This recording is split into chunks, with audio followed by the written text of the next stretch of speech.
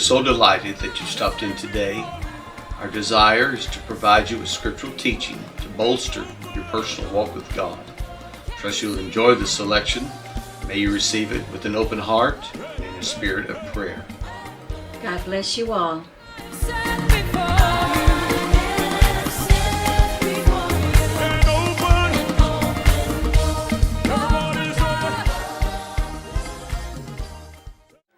Would you join with me and welcome Brother Wayne Huntley tonight?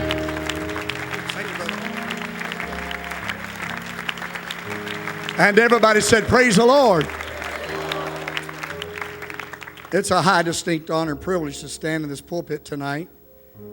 A church of such notoriety and traditional international influence. Of course, also the far-reaching effect of Indiana Bible College, sending ministry around the world. I'm so grateful for that influence and that passion, that sacrifice, and that vision that produces that. I've often felt that the success of a church and the true measurement of the effectiveness of an assembly should not be measured by buildings, bodies, and bank accounts, but it should be measured by hands in the harvest. And I appreciate the hands that have gone into the harvest from the influence of this place. I give honor to all who have preceded me in the ministry of the Word. You have been blessed with some outstanding preaching, the very best. And I thank God for the ministry of the United Pentecostal Church. I would like to say tonight that I am a firm believer that the United Pentecostal Church has the greatest preachers on earth. And for that we should be thankful. I give honor to all national officials that are here and district officials that are here and our general superintendent that will follow me in the word tonight. I also give a great tribute of respect, devotion, and honor to the pastor of this local assembly, Pastor Paul Mooney. What a mighty man of God.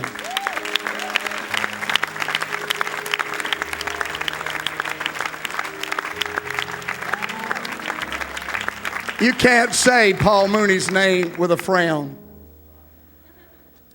A frown does not match his name because he's one of the most humorous preachers I've ever met. I'm not going to say funny.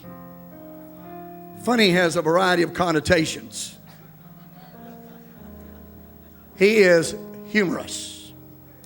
And as you know, he is Mr. Personality. The rest of us live bland, mediocre, common lives.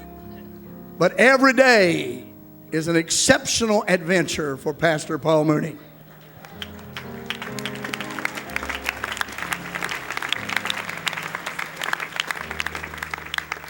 I love him and appreciate him, and it's a joy to be here.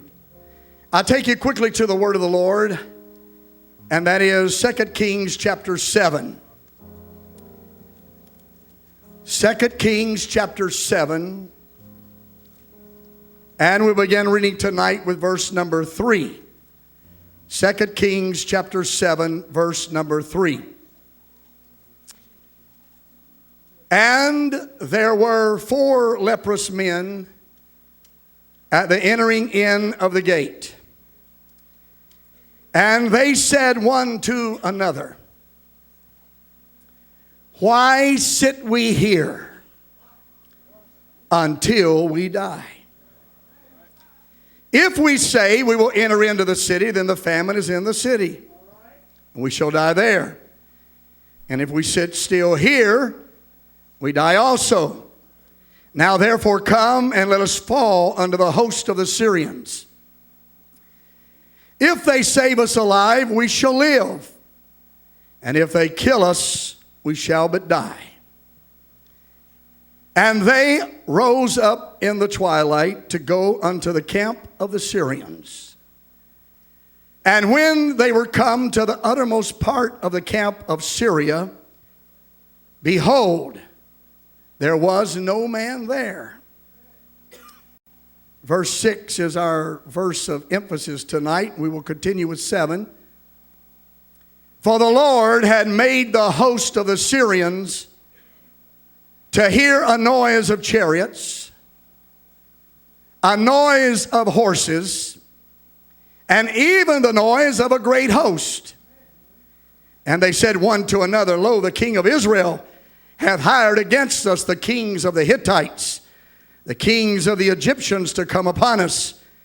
Wherefore they arose and fled in the twilight, and left their tents, their horses, their donkeys, even the camp as it was, and fled for their life. I preach to you tonight on the subject, the power of noise. The power of noise. Put your Bible down and make a little noise, would you?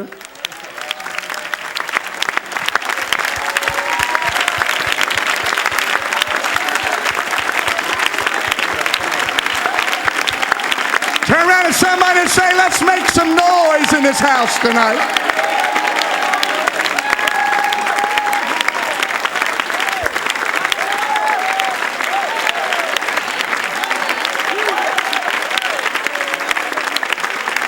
And everybody shouted, hallelujah. Hallelujah. God bless you. You may be seated. From my very earliest days of acquaintance with Pentecost, there has always been, and there still is, to this good day, one aspect of Pentecostalism which has spawned much inquiry, indictment, and at times even ill will. Now, some of this is even among us, but a lot of it comes from our guest. I really, until just a few days ago, had hardly even given it much thought, because I just assumed that's us. And I figured that maybe Pentecost evidently doesn't float everybody's boat, pull everybody's string, or wind everybody's clock. I'm glad it does all that for me. Until I recently read our text. And when I read our text, I felt an incredible excitement and inspiration to defend and to declare to you the power of noise. After our service tonight, you will see that what happens in a Pentecostal service is not meaningless, incoherent, senseless noise. There is power, productivity, and profitability in noise. That's why I rise to tell you without any reluctance, the devil loves a quiet church. The devil loves a quiet church, because a quiet church is a powerless church. A quiet church is a non-productive church. A quiet church is a defeated church. And I'll carry you just a little bit faster and further here right now. Isaiah chapter 8 and 19 says that the wizards peeped and muttered. Isaiah 8:19. The wizards peeped and muttered. Everybody say false prophets. But in John 7:37, the Bible says, in the last day, that great day of the feast, Jesus cried, saying, if any man thirst, let him come. Now, what I'm preaching about is there's a strong move across Pentecostalism to come and quiet us down. And I don't think that preachers in apostolic churches should come to a pulpit and sit on a bench with no tie and just mutter a few little phrases. I think there's still room for authoritative, anointed, loud preaching.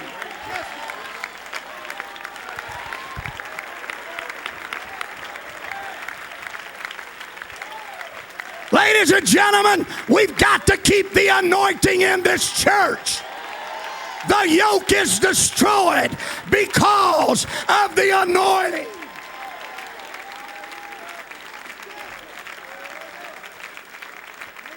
I don't know where all the forces are. You may be seated, but in my travels across the apostolic church, we're getting just a little too quiet to suit me. There's just a little too settling down to suit me. When I found in the Bible there is power in noise. Let's look at the scripture. Psalm 66:1. Make a joyful noise unto God. Psalm 66:8. Make the voice of his praise to be heard. Somebody needs to hear it. Make his praise to be heard. Psalm 81. And I'm fixing to share something with you I got excited about. How many love the Word of God? Hey, I like a touch of the Spirit, but there's nothing like a touch from the inspired Word to set my soul on fire. And let me just pause long to say this. The noisiest part of church should not be when the choir's singing.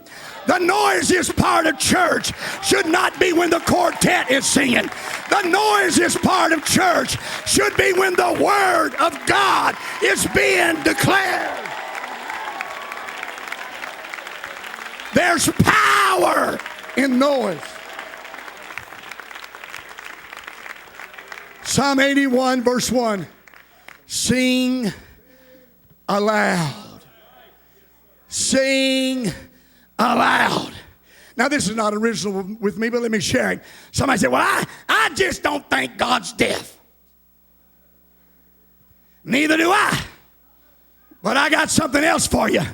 I don't think he's nervous either. And my Bible tells me to sing unto God our strength. Make a joyful noise unto the God of Jacob. Continue. Take a psalm and bring hither the timbrel, the pleasant harp with a psaltery. Continue. Here's what I wanted you to notice. It says,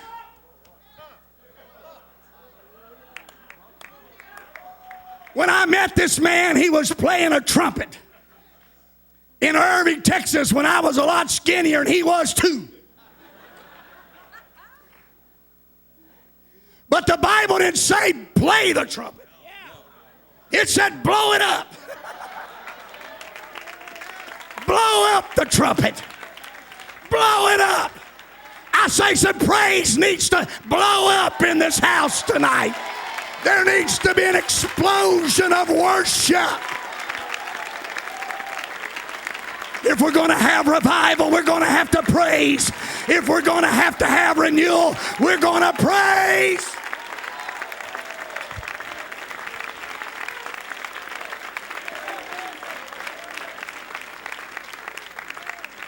Let me just answer this too.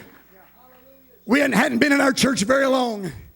The building was jam-packed in our home mission days. It was overflowing. We had some Pentecostals to come preach for us from a traditional part of America.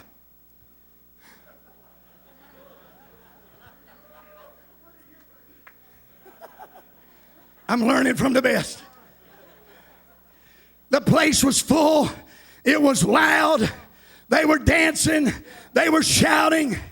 And the wife of this man came up to me and she said, if you don't quieten this place down, ain't nobody going to come here. I simply said in my smart aleck voice, it looks like it. Don't let anybody tell you we need to calm this to fill our church. Don't let anybody tell you we need to turn it down to fill our church. There's power in noise.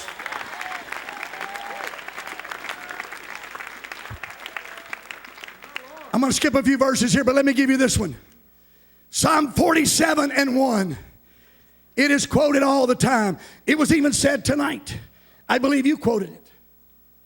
Oh, clap your hands, all ye people. Shout unto God with a voice of triumph. Now, it's my observation that hand clapping is becoming a substitute for the voice.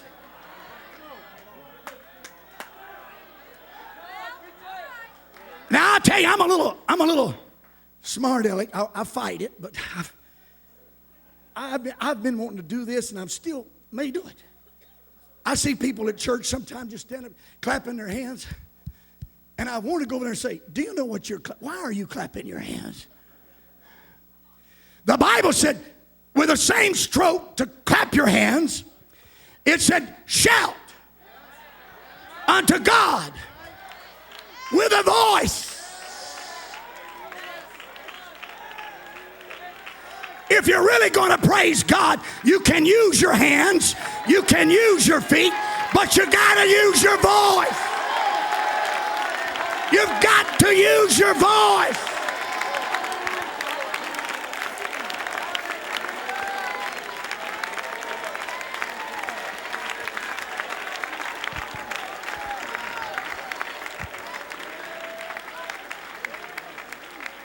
Now, hand clapping in the church does not have the same meaning as hand clapping anywhere else.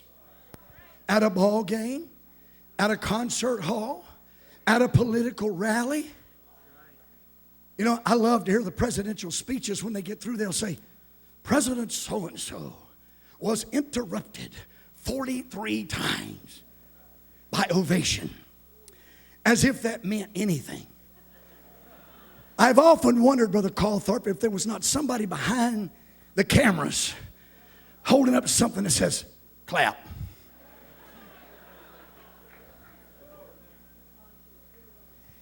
Clapping in the church does not have the same meaning as clapping in the world. It is not affirming in the church. It was put in to Jewish worship by God with a divine purpose. They were loosed from the chains of Egypt's bondage. And God wanted them to clap their hands to mimic the noise of the snapping chains.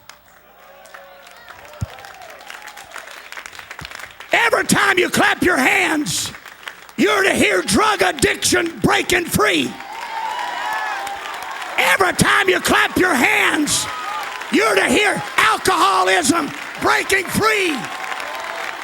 You're to hear false doctrine breaking free. That noise represents your freedom. We clap our hands because we're free. We shout because we're free.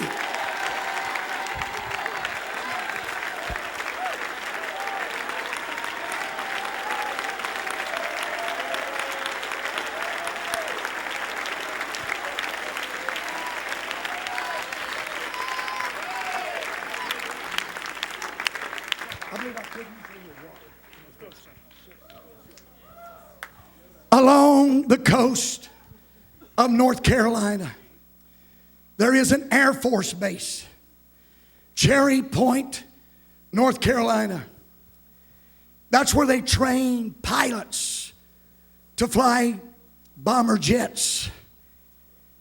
And because these jets fly right over the interstate to make their landings, to soothe the nerves of people passing through and to comfort them, to make them not be afraid. I have the picture in my office. There's a huge billboard that reads, "Pardon the noise. It's the sounds of freedom.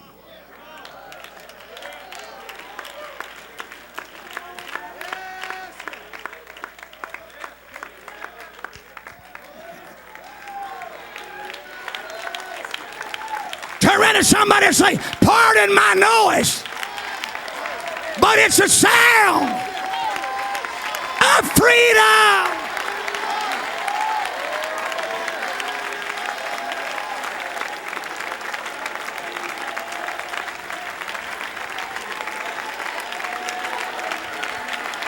Can somebody shout because God set you free? Your chains are broken. It's the sound of freedom.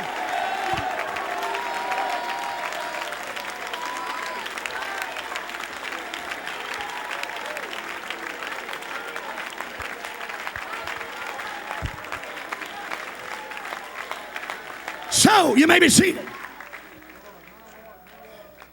So after tonight, everybody say after tonight, Pentecostals should never again apologize, minimize, or be embarrassed about being noisy. I'm going to tell you who hates this noise. Carnality hates this noise. Worldliness hates this noise. The devil hates this noise because there's power in noise.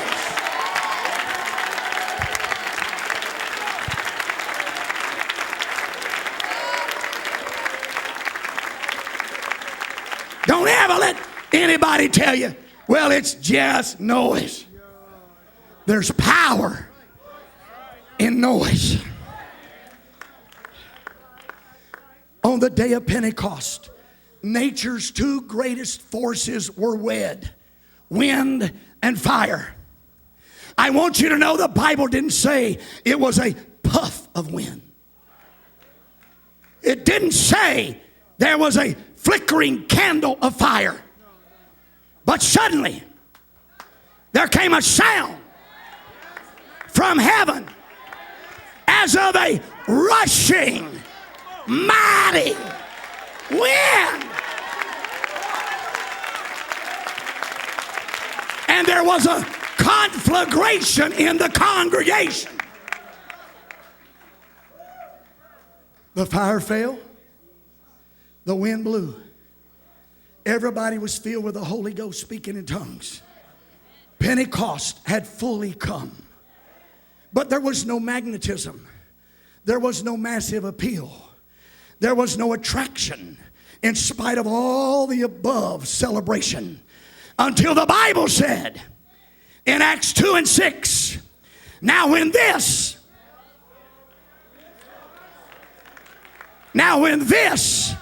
was noised abroad, the multitude came together.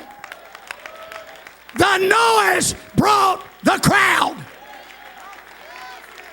And they went from 120 filled with the Holy Ghost to 3,120 after there was noise. Come on, Pentecostals, let's get over it. It's time to crank it up. It's time to shout it out. It's time to praise God.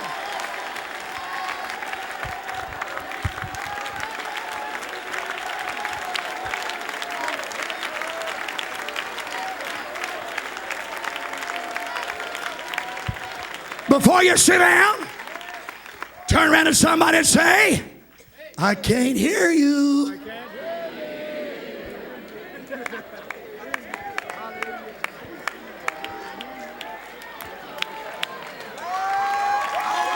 Ball games should not be louder than Sunday night at Pentecost. Super Bowls should not be louder than Sunday night at Pentecost. Rock concerts should not be louder than apostolic worship.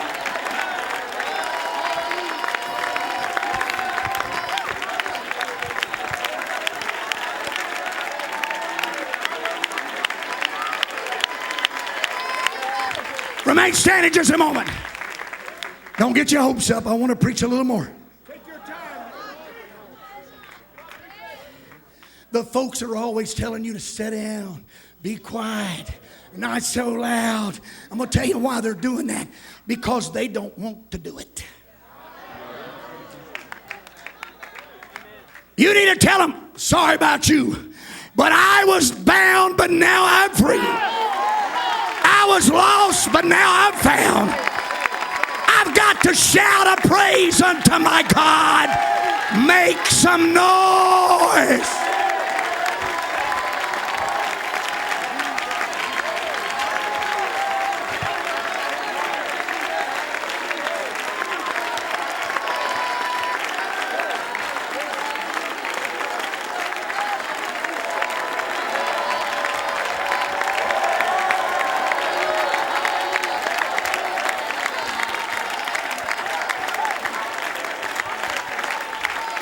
Somebody shout, yeah! You may be seated.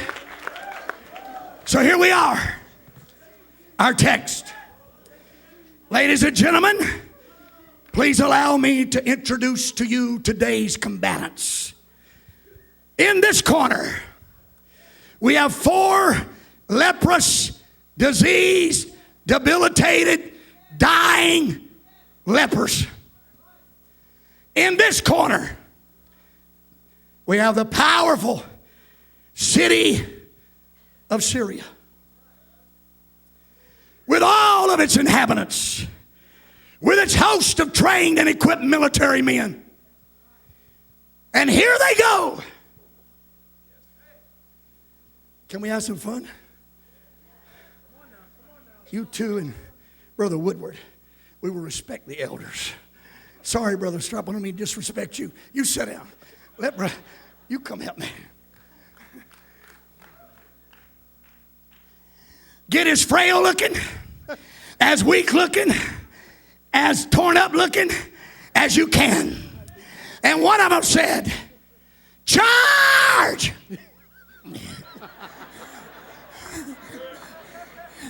We're going to take Syria.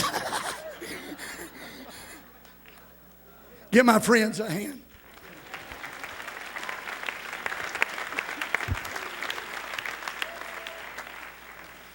But let me tell you what happened. One of them said, why sit we here till we die? The problem I see in Pentecost is a situation. We are sitting on the premises when we should be standing on the promises.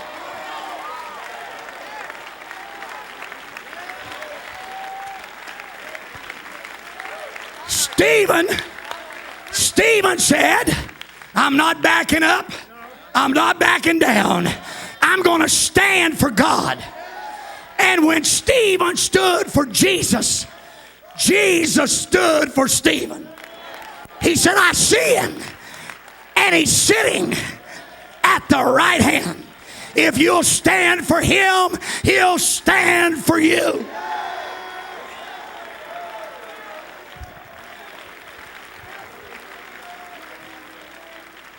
I want to tell you tonight, the book that we want duplicated, the book that is our manual, the book that is our mandate, is not called The Intentions of the Apostles.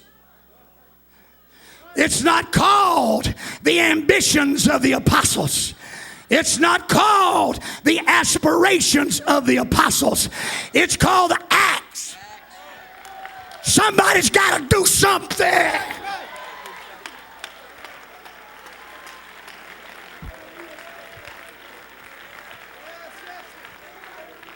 So I want to give you a biblical principle in North Carolina terminology. Southern style. This is it. If you'll get it going, God will join. As long as they sit there, they were by themselves. But when they got a passion that said, We can't lose anything. Let's just do something. And the Bible said of 10 lepers that as they went, they were healed. Now I want to do a little preaching right here before I move on. I wondered about why did they need to go show themselves to the priest. And I began to understand maybe a little application for today. And that is this.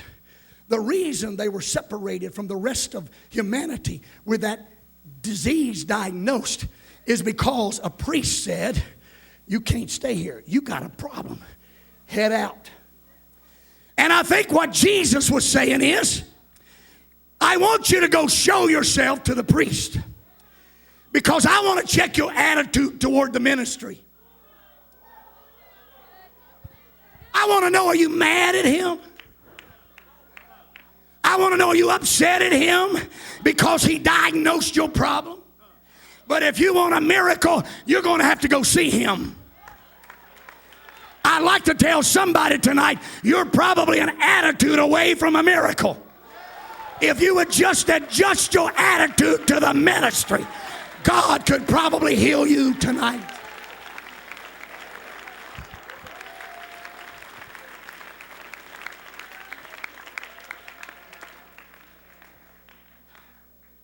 Everybody say, I got to get it going. I got to get it going.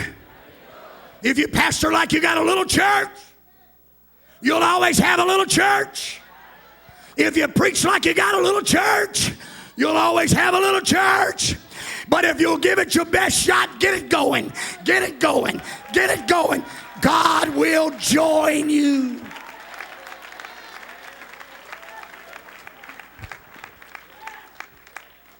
Our God loves to show the impossible possible. So he chooses to get involved. Now here's the heart of what I'm going to say. 2 Kings 7:5-7. The Bible said God caused them to hear the noise of chariots, the noise of horses, the noise of a great host. And just a little while ago, it leaped from the pages. Ladies and gentlemen, brothers and sisters, there were no chariots, just the noise. There were no horses, just the noise. There was no great army, just the noise. But when the lepers got there, every man had run for his life and left supper on the table because of noise. Because of noise. I preach to you, there is something powerful about noise.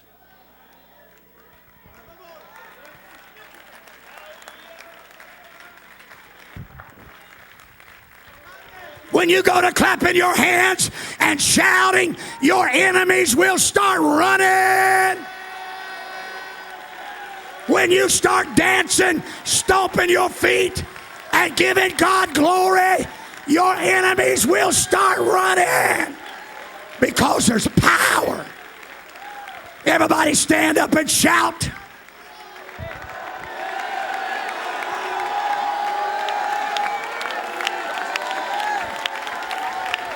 Unbelief is leaving here. Doubt is leaving here. Carnality is leaving here. Worldliness is leaving here. Because there's power in noise.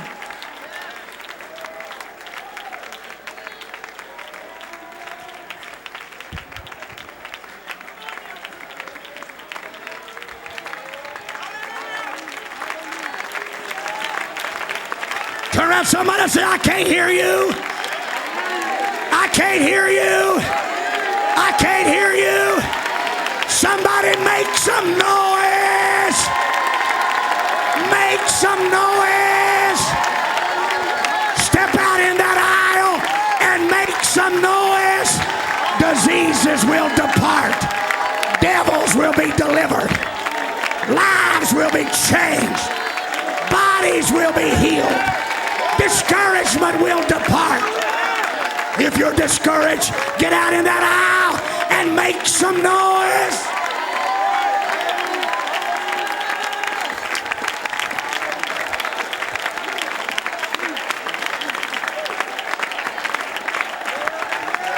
If you'll make some noise, the devil will start running. Your problems will start shrinking. Your valleys will get more shallow. Your burdens will get lighter. Get out in that aisle, make some noise.